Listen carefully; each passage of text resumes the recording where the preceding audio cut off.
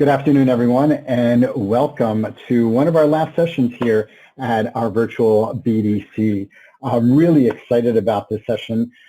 We've got an incredible speaker, one of my favorite folks that I've been working with at through NHF, Dr. Veronica Flood, who is a pediatric hematology oncology at the Medical College of Wisconsin in Milwaukee. She comes with an incredible just force of nature and knowledge. So before we begin our session, just want you to remind you all that at the bottom of your screen, you'll have a chat feature. So if you have any questions, feel free, you can just chat them there. If we're not able to get them to the end at the end of the session, we'll be able to email you or get the right information to you. So really excited about our VWD guidelines. We've been waiting for this for a couple of months. Some of us have been waiting for a couple of years. So really excited to get this information and then share the knowledge. So Dr. Veronica Flood, welcome to our virtual conference, and I'm excited to have you here. And it's all up to you now. Thank you. I always love coming to NHF, even when it's virtual. I'm sorry that I can't necessarily see everyone in the audience, but I'm hoping that people will still feel free to ask questions in this format. And if you don't get your questions answered, please feel free to reach out after the meeting. And maybe this format will allow even more people to join in than if we'd had the meeting in person. So we shall see. I am thrilled on behalf of my Diagnosis and Management Guideline panel colleagues to be actually presenting some data for you today. I do want to mention first that I have no conflicts of interest to disclose. So what we are going to discuss today, I want to review the details of the guideline collaboration and development process. We're going to discuss 2 draft recommendations, and keep in mind that these aren't necessarily in their exact final form, but we did want to be able to present something real to you today. Outline some research priorities for the community going forward that have come out of this work, and then discuss next steps for the community. And I could not do this without my fabulous colleagues, so I want to explicitly thank Nathan Cannell, who is the vice chair for both the diagnosis and management panels, Paula James, who is the clinical co-chair for the diagnosis panel, Reem Mustafa, our fantastic methods co-chair for both panels, all the panel members who will become public as soon as these guidelines are in press, and then of course the support we've received from ASH, ISTH, NHF, and WFH. So this collaboration has been a very unique effort. There are 4 groups involved, all with a commitment to improving the quality of life for patients with von Willebrand disease. They all came up independently with the idea of doing von Willebrand disease guidelines, but came together to do this in a collaborative format because sharing the expertise and resources allows us to ensure the quality, credibility, and possibly most importantly, the wide dissemination and implementation of the guidelines. I also want to acknowledge, and I think I'm going to repeat this on almost every slide, that patient input has been critical to this effort and has been obtained throughout several measures. Membership on the panels, which I'll discuss in a little bit. There was a stakeholder survey, and I think we discussed this last year or the year before, but thank you to everyone who took part in this process. It was published earlier this year in the journal Hemophilia, and this was where patients rated the topics most important to them and therefore actually helped create which questions were answered by this guideline. And then a number of patients also contributed during the public comment period, so thank you to everyone in the audience who has participated. There are several objectives to these guidelines. One is to facilitate the clinical decision-making regarding the diagnosis and management of von Willebrand disease, with the goal to contribute to better health outcomes, quality of life, and health equity. Another goal is to increase access to appropriate diagnostic testing and therapeutic options, and I know this community is aware of what a challenge that is. Identify research priorities, and guide healthcare providers, patients, payers, and other stakeholders to priority focus areas in von Willebrand disease, which was why it was so important that we had patient voices doing this and not just providers, because as we all know, those can be different in terms of what they think. There were 2 panels, one for diagnosis and one for management, comprised of clinicians, researchers, and patients. They are somewhat geographically diverse. 10 different countries were represented from 4 different continents. This included academic and community hematologists, methodology experts, content experts from other relevant fields such as gynecologists and pediatricians, and patient representatives. There were 7 total patient representatives, diverse with respect to gender, type of von Willebrand disease, disease severity, and disease experience. And all of the patient representatives were full voting members. ASH has had a number of guideline efforts, and they were impressed with how amazingly engaged and vocal our patient panelists were. I don't think they'd ever seen anything like that with their previous guidelines, so we greatly appreciate our community. We wish we could have had everybody involved directly in the panels, but we were limited in numbers. We did try to make sure it was as diverse and representative as possible. And then there's been full conflict of interest disclosure and management to make this process as transparent as possible. So I want to take you through a little bit of the guideline development process.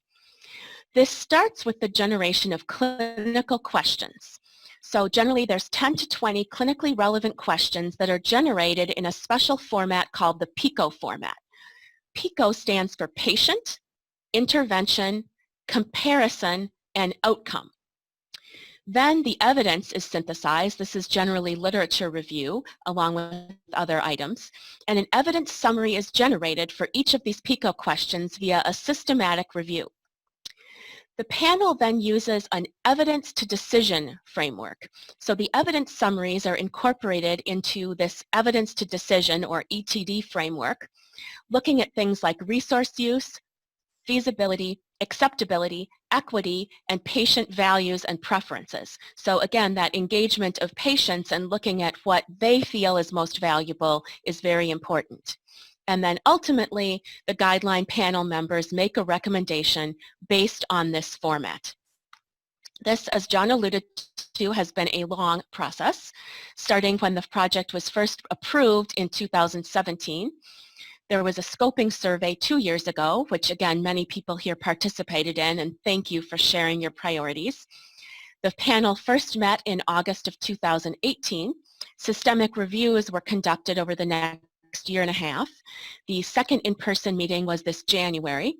The public comment period has just closed, and thank you again for the comments. And we are now at the period where we're taking all the public comments into account, revising the manuscript, and hopefully anticipating publication this winter. I want to, before I present the actual recommendations, which is I think what everyone's waiting for, discuss how these recommendations are worded. With these guidelines, you can have a strong recommendation or a conditional recommendation, or no recommendation, but all of ours were in this format. A strong recommendation means that if you're a patient, almost all individuals would want the intervention. And if you're a clinician, almost all individuals should receive the intervention. A conditional recommendation, on the other hand, means a majority would want the intervention, but there are many out there that would not. And for a clinician, there may be different choices that will be appropriate for different patients depending on their values and preferences. And in this situation, it's recommended that we use shared decision-making between the patients and their providers to help come up with a plan. So when you see conditional in there, it doesn't necessarily mean anything bad. It means that there wasn't enough evidence to say this should be the case for almost every individual, but that this is an important thing that we still hope insurance companies, payers, etc. will get behind, but that there's room for individualization in the decision making. And I do need to say a few words about the context of these recommendations. So the panels took the perspective of a high resource setting.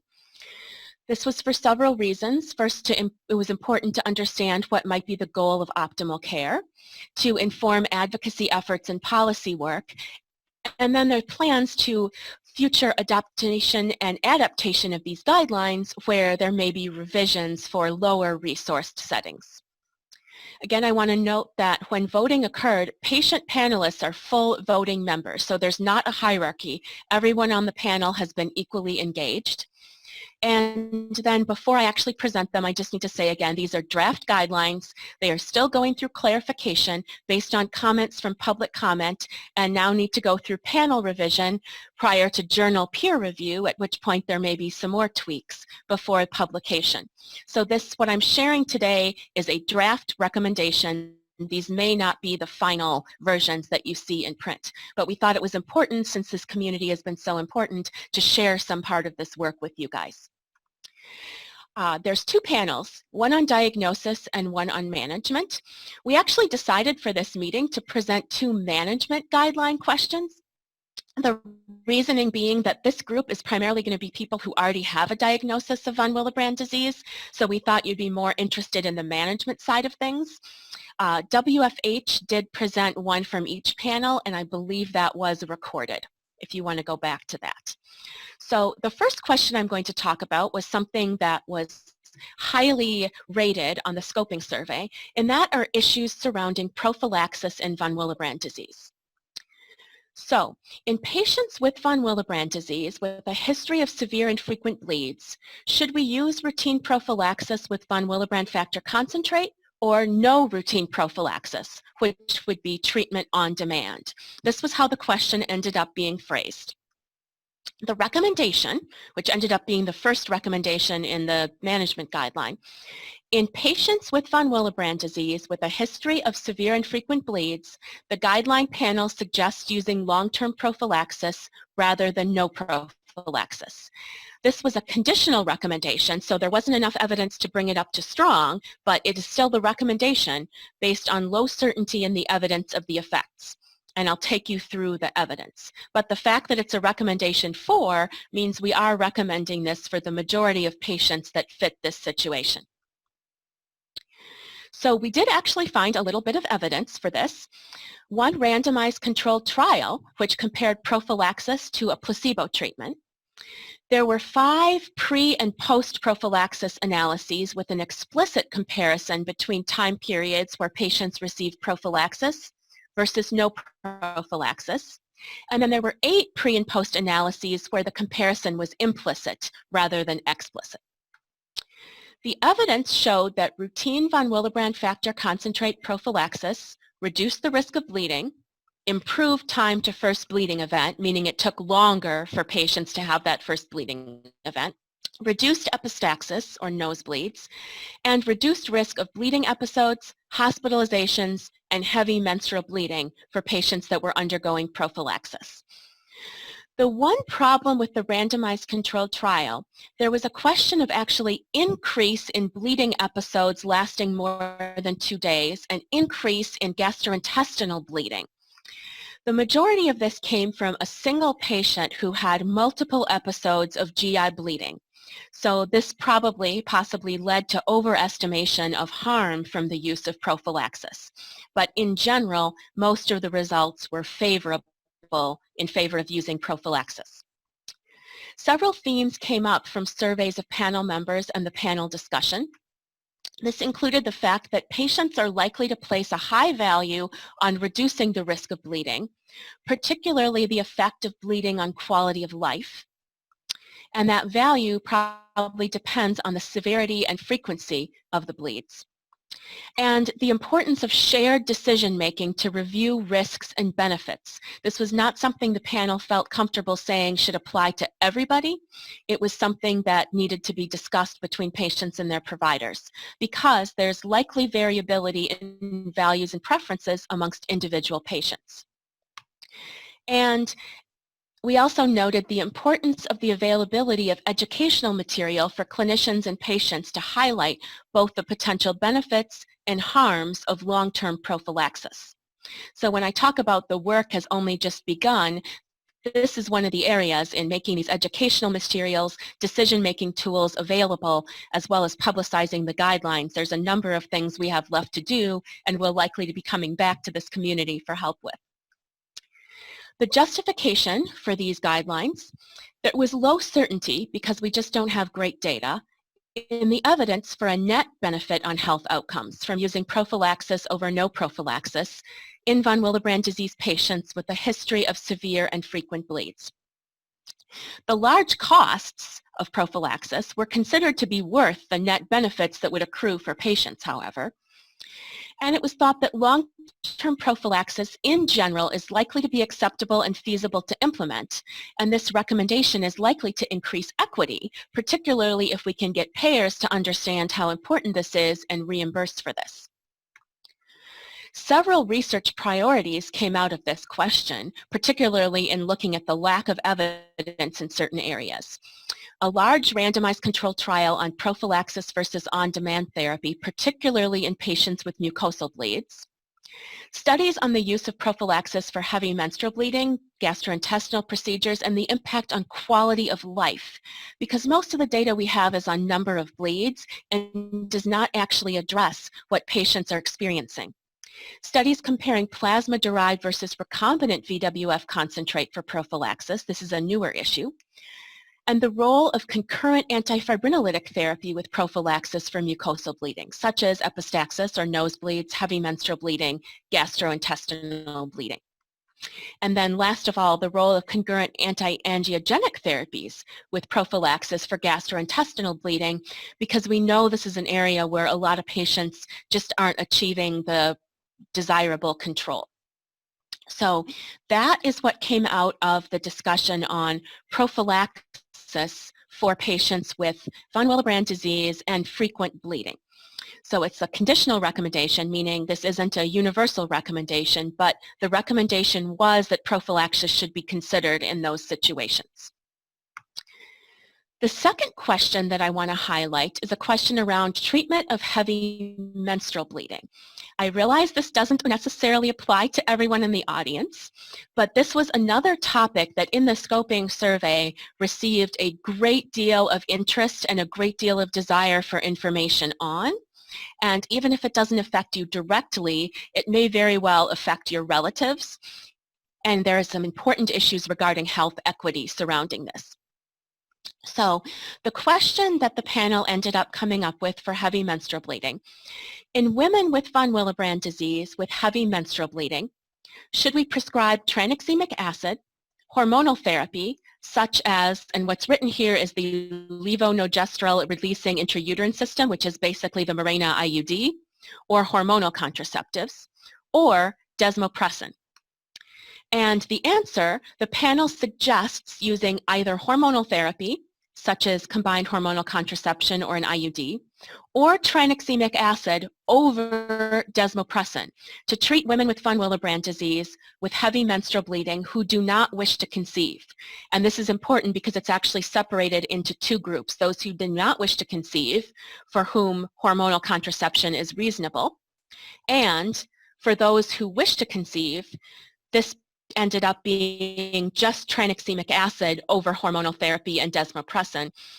The evidence for tranexamic acid was better than the evidence for desmopressin, and then obviously women who wish to conceive are not going to be doing hormonal therapy. Both of these are conditional recommendations. Both of these are based on low quality evidence, as you can see, but both were in favor of hormonal therapy and or tranexamic acid over desmopressin. And I had no idea how hated desmopressin was until we started working on this project. So there were several remarks that the panel felt were important to go along with this recommendation. First of all, this recommendation does not imply that the interventions considered can only be prescribed as monotherapy. In some cases, multiple options can be combined, especially if control of heavy menstrual bleeding is less than optimal with the initial therapy, because there were concerns that physicians would see this as do one or the other and not realize that you can do both. Desmopressin will not be effective in type 3 and many type 2 von Willebrand disease patients and should not be used in type 2b von Willebrand disease. This was important to specifically call out because we were afraid that general practitioners might try desmopressin in anyone. And women may require additional treatment directed at bleeding symptoms for the first several menstrual cycles after placement of an IUD. We also included some things called good practice statements. These are areas where there really isn't a question. These are things that everybody should be doing, and the group felt it was very necessary to call these out specifically. When feasible, the panel encourages the development of multidisciplinary clinics in which gynecology and hematology see patients jointly. Decisions regarding the use of the IUD should be made in a setting of shared decision-making with multidisciplinary input, also involving the patients as well as providers. In some patients, there may be other benefits to use of hormonal therapy, such as treatment of oligomenorrhea due to polycystic ovary syndrome or menstrual-associated migraines, so that might be a reason to choose one over the other. Patients with heavy menstrual bleeding should be assessed and treated for iron deficiency and anemia. You would think many of these things are obvious, but there were concerns that this might not be obvious for some of the audience. Women with known bleeding disorders and heavy menstrual bleeding should undergo standard gynecology assessment that's recommended in the general population, especially those not responding to first-line treatment, because we did not want anyone to get overlooked and have all their bleeding ascribed to their bleeding disorder if there was something else going on. And special consideration is required in terms of side effects for those who are at high risk of endometrial hyperplasia or malignancies, such as women over 35, those with polycystic ovaries, high body mass index, and women with comorbidities such as diabetes or hypertension. There was some evidence, although not as much as desired. There's one randomized controlled trial comparing tranexamic acid to desmopressin, one observational study comparing hormonal therapy to desmopressin, no comparison data on the IUD, so we had to go to some case series on IUD, and then survey to panel members to gather data on their experience prescribing or receiving these different options. For tranexamic acid and hormonal therapy, there was no comparative data. For tranexamic acid and desmopressin, there was data that suggested a higher difference in menstrual blood loss with desmopressin compared to tranexamic acid. So tranexamic acid was better at controlling bleeding than the desmopressin. For desmopressin and hormonal therapy, evidence suggested a benefit to both, but menstrual flow was slightly higher in the desmopressin group. So again, less bleeding with hormones as compared to desmopressin. And then no comparison data for the IUD, but the non-comparative data suggested control of heavy menstrual bleeding as assessed by PBAC score, which is a measure of bleeding, health-related quality of life, improvement in hemoglobin, and improvement, meaning less duration of menstruation.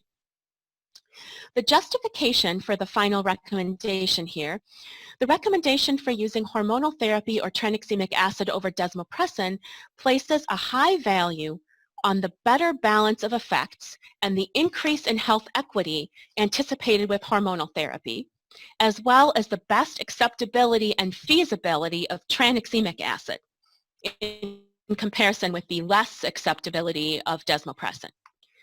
And then the recommendation for women who wish to conceive derives from the previous recommendation, given that hormonal therapy is not an option for these women. And again, several research priorities came out of this. Studies on the use of combined therapy versus single therapy, particularly efficacy and safety of the combination of hormonal therapy with tranexamic acid. Studies assessing patients' values and preferences on the benefits and harms of various contraceptive methods. And a prospective study on the use of the Mirena IUD in terms of acceptability rates, spotting rate, and risk of expulsion or malposition. So these are things we all need to move this field forward, and I'm sure this audience can come up with some other research priorities as well. The work is not done. The publication is expected, knock on wood, by the end of 2020. But after that, the guidelines need to be disseminated throughout the world. There needs to be education, primarily to providers that are going to be seeing these patients. This includes primary care providers, ER providers, surgeons, GYNs, etc., as well as throughout the patient community, particularly people who don't make it to meetings such as these, because I think this audience probably has lots of tools to advocate for themselves. It's the people that aren't here that are going to need the help. And then adoptment of the guidelines. And this is a super fun word that combines adoption, adaptation, and development. So this involves adoption of the guidelines into clinical practice, adaptation of the guidelines to different resource settings, and then de novo development of new guidelines if needed, and I'm sure they will be. Dissemination strategies. The collaborating organizations will explore the development of several clinical, educational, and patient-facing tools and resources to support the implementation of the VWD guideline recommendations. And as I mentioned, that there's going to be need to create lots of patient decision-making aids to help with these things, because a lot of this is going to involve individual priorities. Again, with those conditional recommendations, patients' values and preferences play a big role. Determination of the most appropriate tools and resources will be led by the guideline chairs and panelists, and I'm excited for December when the panelists can become public, and I'm sure our patients will be leading some of these efforts. And then recognition that the tools will need to be practically developed for the countries using that tool. I again want to acknowledge the people that can be made public at the moment, which are the other panel chairs, but really the panel members that have put literally days of work into discussing which should be the top priorities, digging through the evidence, including dusty old manuscripts, and then literally debating every word in these guidelines to make sure that it is the most effective way to convey information and advocate for the community. And then I have to conclude by thanking the 4 supporting organizations for their support of this effort: ASH, ISTH, WFH, and then of course NHF, which has been a key stakeholder in this process and has been a huge supportive community. If you have questions specifically about the guideline, you can address them to the email below, which is guidelines@hematology.org. If you have specific questions, I believe we're going to have an opportunity to answer those live. So please, again, find that chat box, and please do not hesitate to type them. If you don't feel like sharing in public, and this is the disadvantage of being online because you can't wait until the end of the session and come up, please feel free to email me. And my email is V as in Veronica, F as in Frank, LOOD @mcw.edu. And then I promised John that I would put up this session evaluation slide. So here you are, and I'll be happy to take any questions. Thank you so very much, Dr. Flood. This was great information. I'm like jotting everything down here.